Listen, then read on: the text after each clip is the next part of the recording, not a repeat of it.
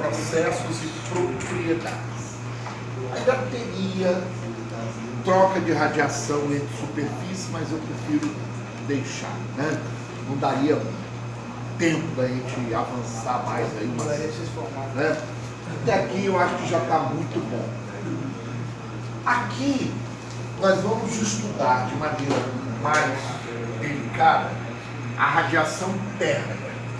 Você sabe que todo corpo que tem uma temperatura maior do que zero, ele emite radiação, né? Então aqui nós temos uma estrutura que nós chamamos de cavidade. Isso aqui é uma cavidade. Nessa cavidade eu tenho um sólido a uma temperatura TS, é a temperatura da superfície desse sólido. Muito bem. A cavidade, que é a minha vizinhança, tem também uma temperatura T da vizinhança, de tal maneira que a temperatura do sólido é maior que a temperatura da vizinhança. Então, nós temos emissão de calor na forma de radiação da vizinhança e do próprio corpo. Na cavidade eu coloco vácuo, porque você colocando vácuo, você elimina a condução e a convecção. Aí não vai atrapalhar o nosso estudo. Porque a condução e a convecção só pode acontecer, né, quando nós temos um meio material. Então, a quantidade de radiação líquida que sai do sólido vai ser a que sai do sólido menos a que sai da vizinhança. Correto? Isso nós já estudamos anteriormente, né? Então, se você pegar a radiação que sai do sólido e diminuir da radiação que sai da vizinhança, você tem a troca líquida de radiação entre o sólido e esse ambiente aqui que eu tirei o ar e formei o vácuo. A grande pergunta é, voltando um pouquinho, nós já sabemos calcular essa radiação. Eu calculo essa radiação através da lei de Stefan Boltzmann, né? Essa aqui, sigma T², onde sigma é a constante Stefan Boltzmann, 5,67 vezes 10 a menos 1, né? Assim que nós calculamos. A grande pergunta agora é a seguinte: professor, qual é a natureza da radiação?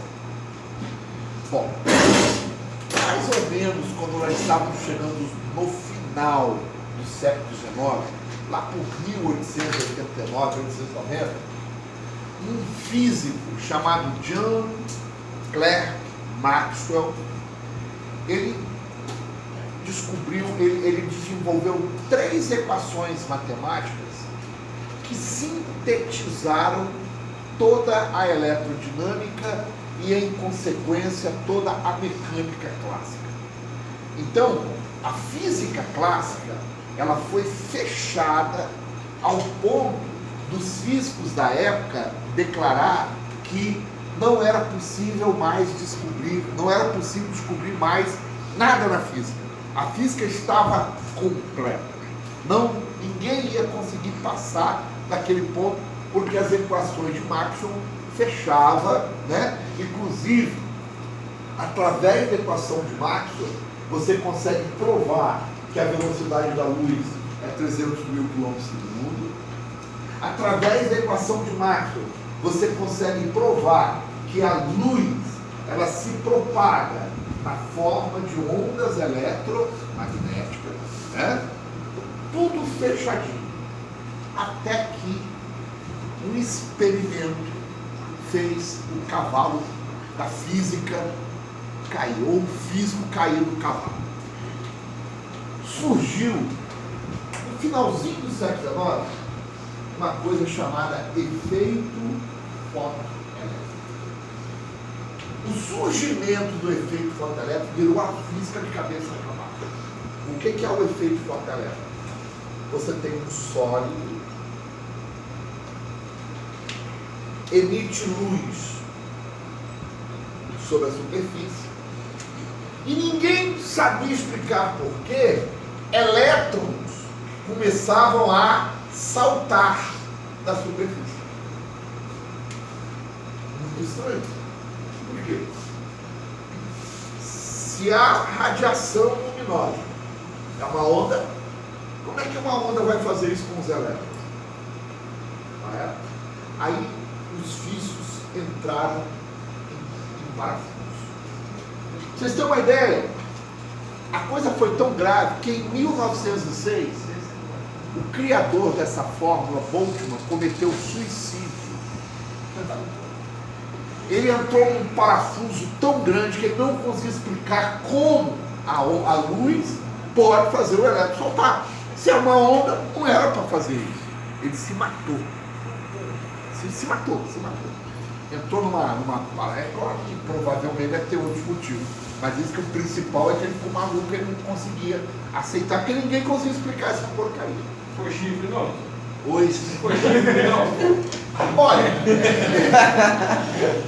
eu já estudei a biografia do Boltzmann, e se eu não me engano ele era solteiro. Era a foto do negócio. Eu, Renato. Eu conhecia uma mulher. Eu, Renato. Querido, em 1900 surgiu então a pessoa que ia botar um pouco de luz, um alemão chamado Mark Planck. Esse cara, um gênio, esse Mark Planck, ele descobriu uma coisa interessante. Através do estudo da radiação do corpo negro, ele conseguiu descobrir que a radiação ela se propaga através de pacotes de energia. A radiação ela não é contínua, ela é o quê? Descontínua, ela é discreta, tá? Então são pacotes de energia que nós chamamos de fóton. Cada pacote de energia desse tem um quanto de energia. Daí o nome quantizado, daí o nome mecânica quântica. Tem um quanto de energia. O plural de quanto é quanta, latim. Correto? Então, isso aí fez com que a física entrasse numa nova era, a era do século XX. Né? E aí, depois que ele descobriu que cada quanto desse tem o que a gente chama de HNI, a energia de cada quanto desse, um quanto é um HNI. Assim, HNI. O que é o HNI? É a energia transmitida pelo fóton. Ni é a frequência e H é o famoso número de Planck. Né? Então, a quantidade de energia que uma radiação pode emitir é o H, número de Planck, vezes a frequência da radiação. Só que essa energia ela é transmitida na forma de pacotes. 1 HNI, 2 HNI, 3 HNI, nunca 2,5, 2,7. Eram pacotes inteiros de energia, onde cada pacote tem energia HNI. Isso já foi uma evolução muito grande. E aí, finalmente, vem o ano de 1905, e aqui surge um gênio chamado Albert Einstein. Então, Albert Einstein, ele utilizando essa ideia do Planck, de que a radiação do corpo negro, essa radiação que que eu calculo sigma T a quarta, né, que é o poder emissível. Essa radiação que é transmitida em fótons, sendo que cada fóton tem um HI de energia, o Einstein conseguiu então decifrar o que acontece no efeito fotoelétrico. Quando a luz bate na superfície do sólido, cada elétron ele recebe um HNI de energia. Ele nunca vai receber 2 ou 1,5. Esse 1 HNI de energia que o elétron recebe faz o elétron saltar, pular da superfície. Correto? E o que é mais interessante, esse salto, ele não depende da intensidade da radiação, porque um elétron só pode absorver um quanto de energia. Quando você aumenta a intensidade, o que acontece é que um número maior de elétrons começam a saltar. Eles saltam por causa disso aqui, ó. Está relacionada com oscilações ou transições dos elétrons que constituem a matéria. Quando você joga a luz, ele sofre uma oscilação e ele transita, ele muda de fase saltando, né? Por isso que quando você chega na porta do shopping center, existe um sensor fotoelétrico em cima. Então quando você chega na porta, você interrompe a chegada da luz no sensor. Como você interrompe, abre a chave do circuito, a porta abre. Quando você vai embora, a luz volta a bater na célula fotoelétrica, fecha o circuito, a porta vai. É uma aplicação do efeito fotoelétrico. Por causa disso aí, em 1921, o Einstein ganhou o prêmio Nobel de Física. Mais uma vez? Oi? Essa parte da porta aí, Marcelo? Da porta é o seguinte: quando eu estou impedindo que a luz chegue na célula fotoelétrica, você interrompe o circuito, abre o circuito, a porta vai, abre. Quando você vai embora, a luz volta a bater na fotoelétrica, os elétrons começam a saltar, cria de novo a corrente, a porta fecha. É uma aplicação. Tá? Então ele ganhou o prêmio Nobel em 21. O Mark Planck ganhou o Nobel em 1901 ou 2, por causa dessa descoberta dele aqui. Tá? Então, isso mudou totalmente. Quer dizer que, na verdade, a luz, a radiação que nós estamos estudando aqui desde o começo do período, ela tem uma natureza dualística. Em alguns fenômenos, ela se comporta como um conjunto de partículas. E em outros, ela se comporta como onda eletromagnética. Correto? Pra você ter uma ideia, o Newton, ele já achava que a luz era formada por partículas. Só que na cabeça do Newton eram partículas materiais. Ele não podia nunca imaginar que uma partícula dessa é um pacote de energia. Na mesma época tinha um sujeito chamado Christian Huygens, que era muito amigo do Newton. Ele já achava que a luz era uma onda mecânica. Não poderia ser uma onda mecânica, porque senão não viria do Sol até nós, até ser escuridão. Porque a onda mecânica precisa de um meio material para se propagar. Não vai se propagar no vácuo. Mas eles achavam isso. Não estavam totalmente errados, porque depois do Maxwell se provou que pode ser partícula e pode ser onda. Só que a partícula aqui não é uma partícula material, são pacotes de energia. E essa onda não é uma onda mecânica, é uma onda eletromagnética, porque ela se propaga no vácuo. Então, quando eu acendo uma vela aqui, o calor da vela se propaga como uma onda eletromagnética e com essa emissão de pacote de energia. Tá? Então, é a nossa radiação, né? Então, a partir daí, de 1905, começa a surgir a mecânica quântica. Começam a estudar a natureza da matéria, começam a ter a ideia de como é o átomo. Aí vem um grande Rutherford, que fez o seu modelo atomístico, né, com o núcleo e mais os elétrons em volta do núcleo, na eletrosfera. Até então, o átomo era considerado um pudim de passas, né? Era uma massa onde os elétrons estavam todos concentrados ali naquela massa, igual um bolo, com fruta cristalizada.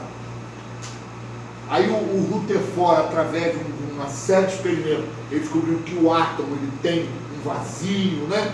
Os elétrons ocupam esse vazio, que é a eletrosfera, e existe uma região central, maciça, que é o núcleo.